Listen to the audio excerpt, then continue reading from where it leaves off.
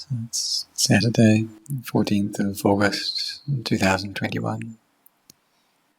We come together to train our minds, to cultivate these minds, what we call citta bhavana, or developing kammatthana, meditation.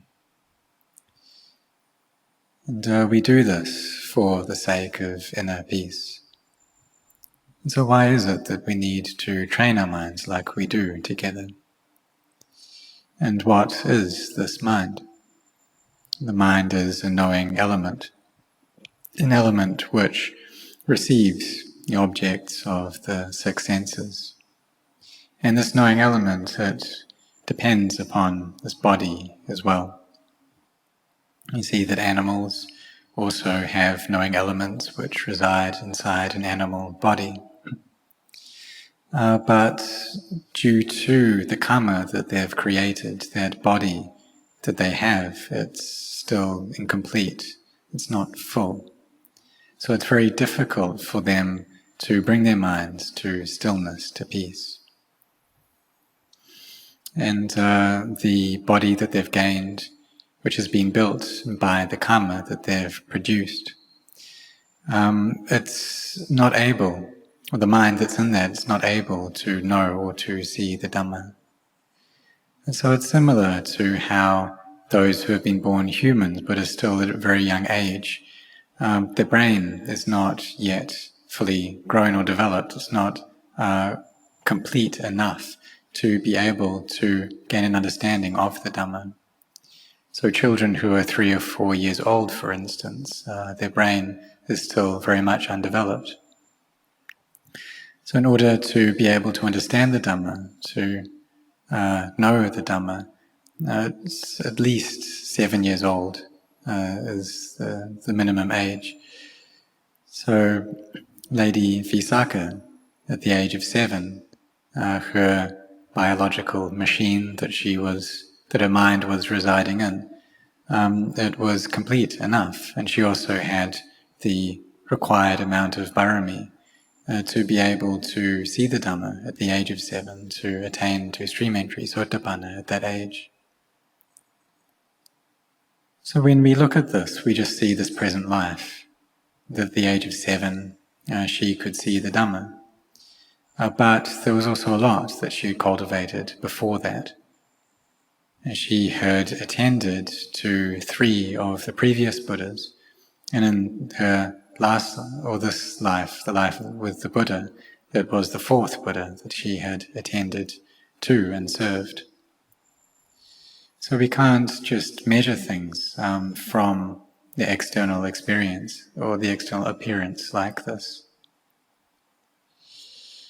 And so sometimes children are able to know the Dhamma, but adults aren't able to know this. And it depends upon the bharami that we create.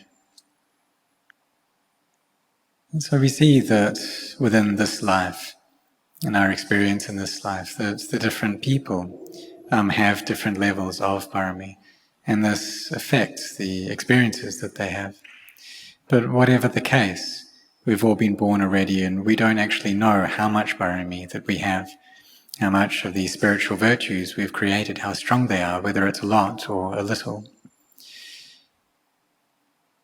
So despite that, we try to develop our bharami as best we can in this life, really set our hearts on that. And even though it's quite difficult, still we pursue that path. And this mind, it can be very frantic, it can think about all kinds of things, be very unsettled, always be thinking without stop. So we see sights, hear sounds, and smell odors, taste flavors, feel tactile sensations. And there's also the thoughts and the emotions which appear within the mind itself. And even if we're in a very quiet place, we're staying by ourselves in an empty dwelling, in an empty building, or in a forest staying at the foot of a tree, still the mind can be thinking about so many things. There can be all of these Dhamma aramanas appearing within it. And so all of these things there are coming up within the mind is experiencing them. Perhaps there will be a lot of memories from the past that appear, and then the mind takes those and thinks about them even further, proliferates upon those. So it's really important for us to bring up mindfulness, to have great mindfulness, and to know all of this as it's happening, for that mindfulness to be on top of it. For this mindfulness, this sati, to always be recollecting, for this to be constant, to know what it is that we are feeling right now. And whenever one of the sense impressions comes into the heart, we need to be very cautious at that point. So in this present day, do we see how people are being cautious due to this COVID virus? That they're very careful, they're trying to protect themselves. They may wear 2 layers of face masks and then even a face shield on top of that. They clean their hands constantly with alcohol, trying to purify them, trying to get rid of this virus. And so this act of protecting ourselves through washing our hands, this and the cleaning of our body, we could refer to this as sila. It's like we have this good virtue, this good morality.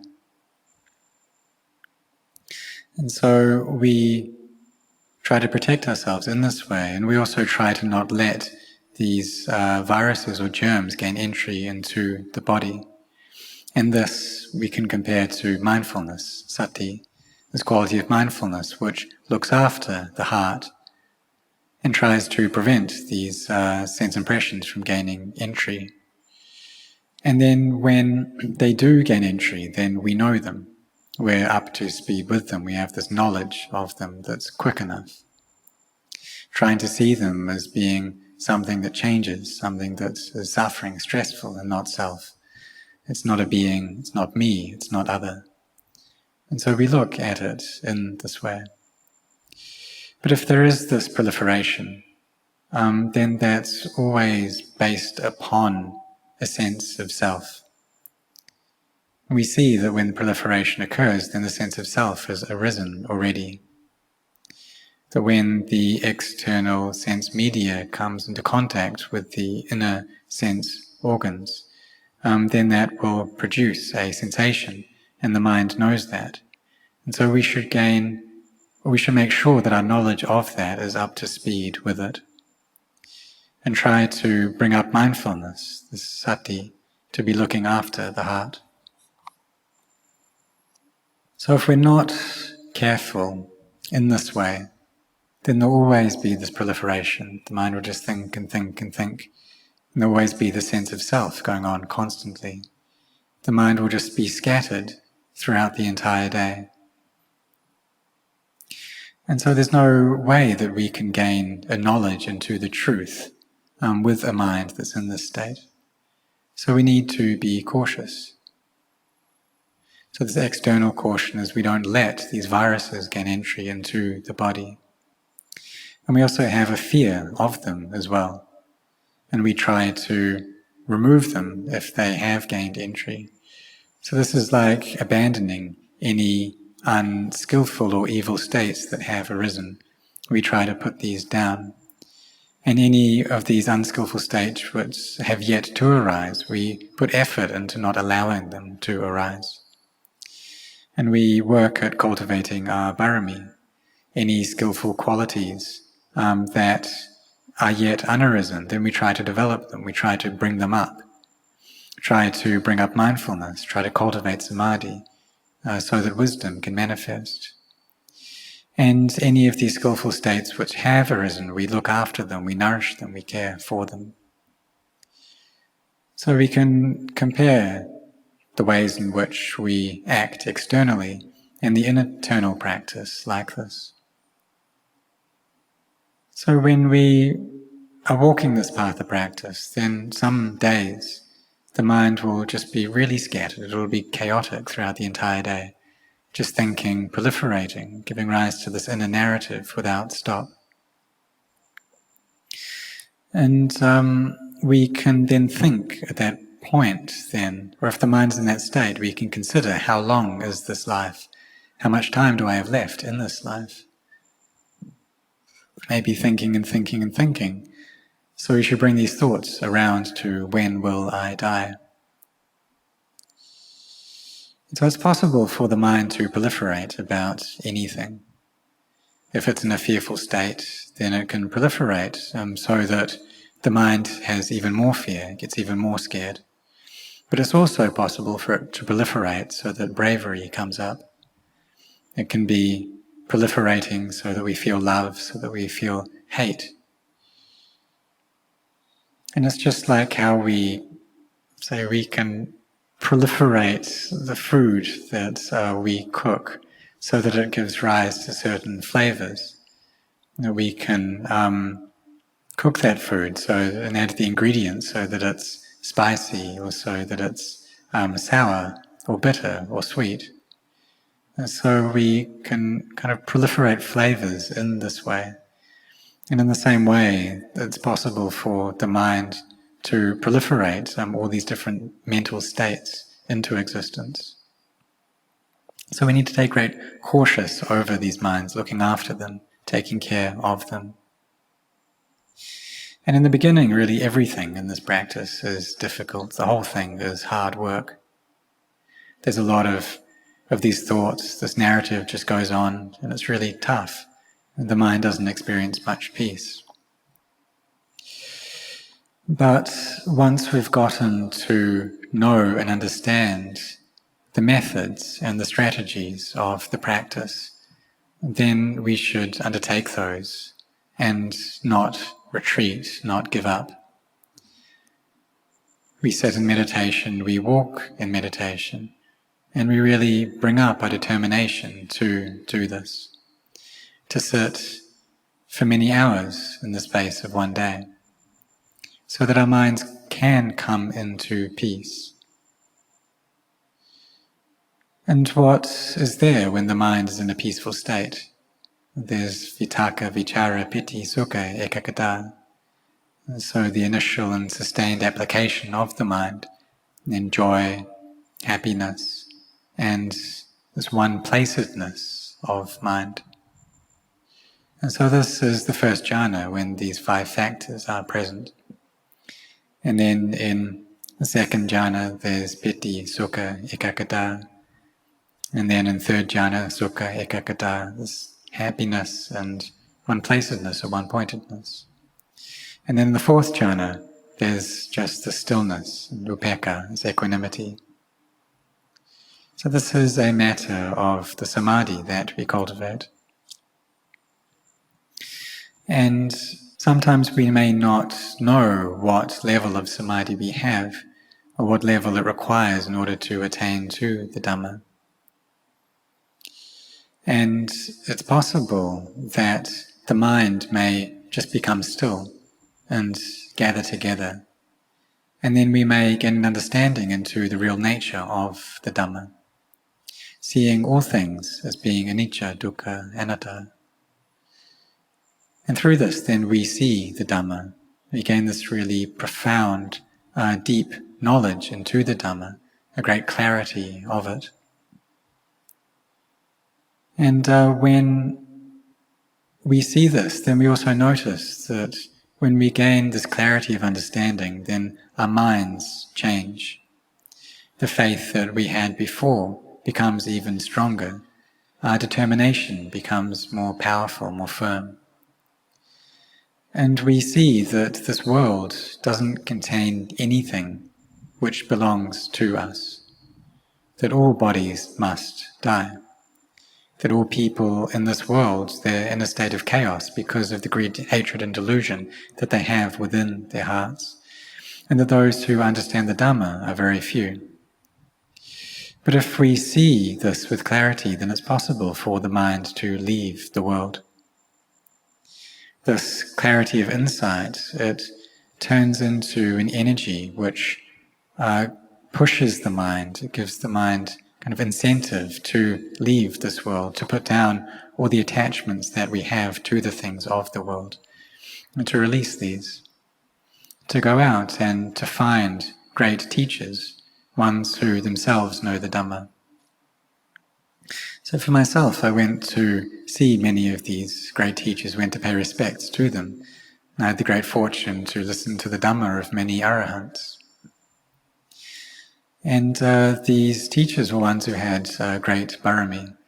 It was a great fortune in my life to be able to do this, to be able to train and practice with one of these teachers, to offer both my body and my life to Venerable Ajahn Chah. And so when I was attending on him, then I would have this opportunity to serve him, to offer my life to him, and also to study the Dhamma that he taught. And really he taught in quite a simple way. He said, just look at this mind. Is it attracted or is it repulsed? And if it is, then put these things down and get it into a state where it's not given either to attraction or repulsion. And this here is the path to the Dhamma. So it's not convoluted or complicated in any way. We just stay restrained. We have caution. And this restraint and caution over our body and speech, this is sila, our virtue. And then we set our hearts on cultivating these minds, on practicing. And we do it like this, we do it consistently, and we don't let up. We try to make our practice even and continuous in this way. And if we do this, then one day we will see clearly understand that there isn't a me, there isn't any mine. And when we talk about these things, it's just words that we use in line with conventions that we give rise to. And so there may be times when we the wrong perceptions come up.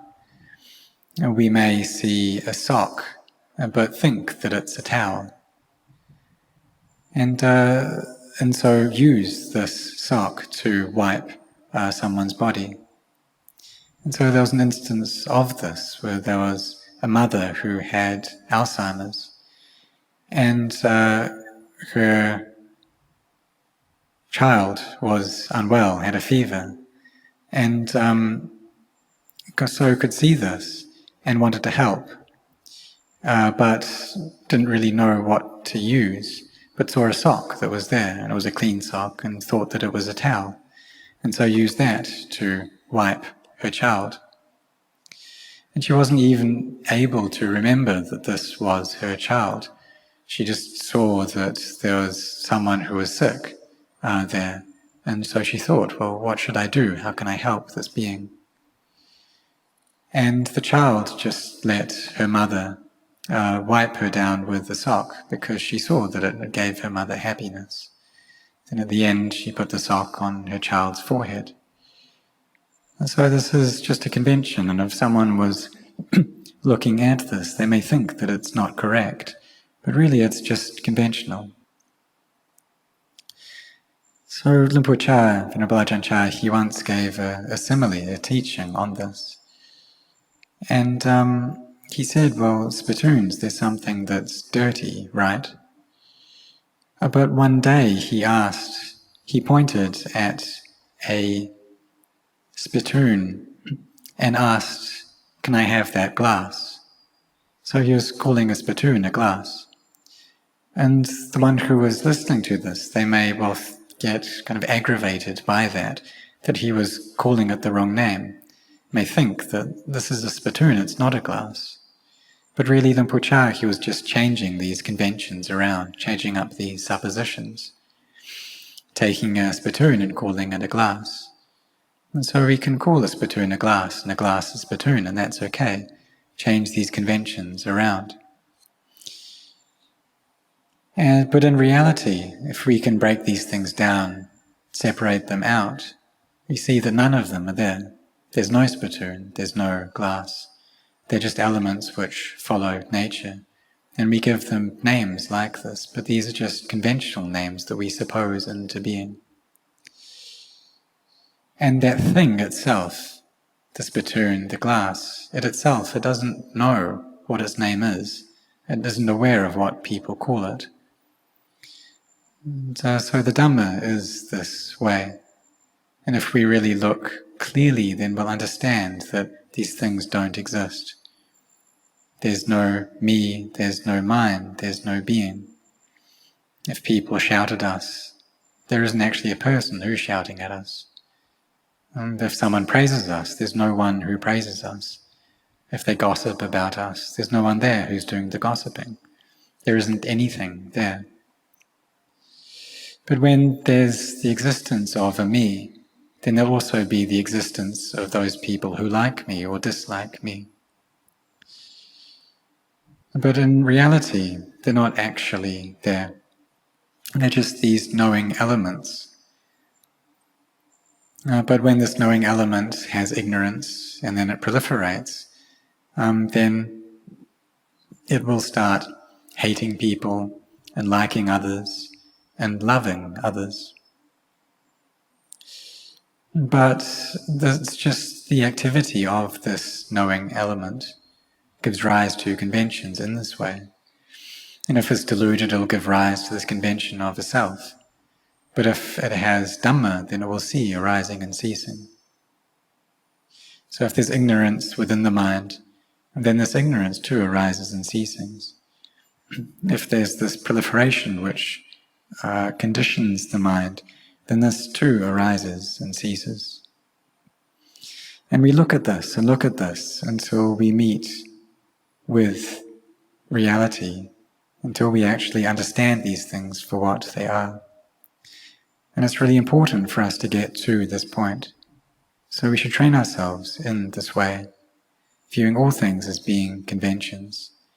And if we can do that, if we can actually see that, and then the heart will become liberated.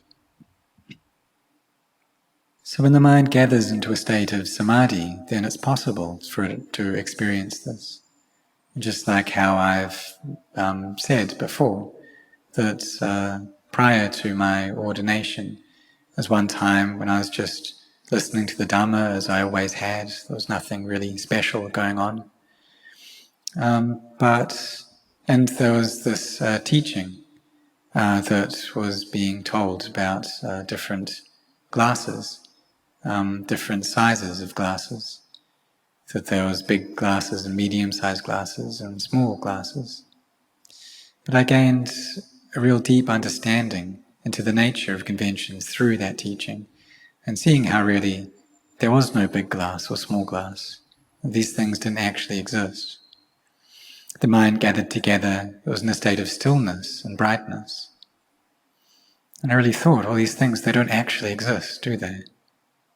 Because before I had attached to all of these, that these conventions were real. But when the mind was still, it wasn't proliferating. It was able to see into the nature of the Dhamma, to perceive things in this light, to gain a clarity of understanding and insight. And so it could see into the Dhamma, know the Dhamma. And then the mind changes at this point. There's a lot of joy, happiness, which fills up the heart. And so I could see that all things in this world were just conventions, that the whole world was filled up with these conventions.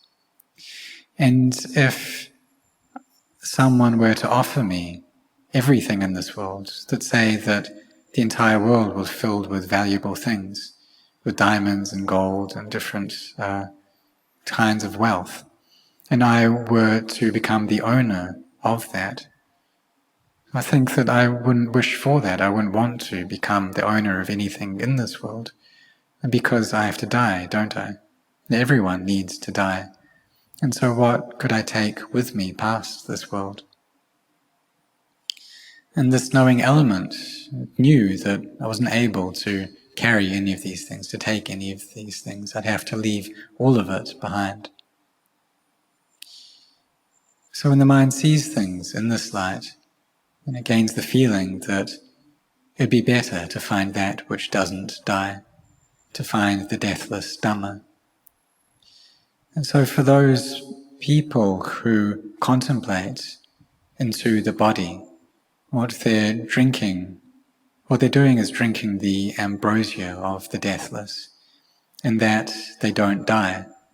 They drink this elixir of immortality. So when the mind is peaceful, then we contemplate how all physical and mental things change, how they're stressful, how they're not self. And then through this, then the mind becomes pure, and it's able to become free as well. And we see into the nature of all things, all conventions, and it's really amazing. See arising and ceasing, and see how there isn't really a true self. So before this, we see everything in terms of self. It's just me and others. But in reality, these things don't exist. This self, this being, other, it's not actually there. It's just the deluded mind that gives rise to these. And so in order to understand this, we must really practice. To practice a lot, to train ourselves a lot, to really be looking after these minds. And then we'll gain a deep understanding into the Dhamma. But for us to gain this deep understanding, we need a mind which is peaceful. So don't become discouraged, don't give up, but rather set your hearts on this path.